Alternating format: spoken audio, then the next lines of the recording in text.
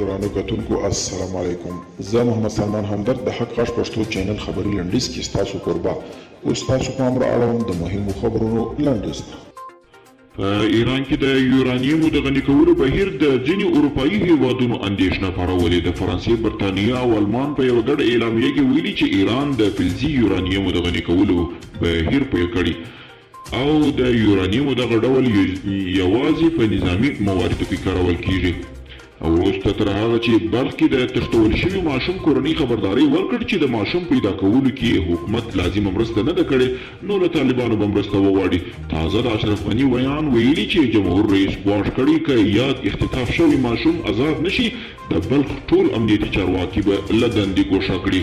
د ایران پوځ د خپلو نظامي تمریناتو په لړ کې تېره ورځ یو اوږد واټن ویشتونکی توغندی وازمایي.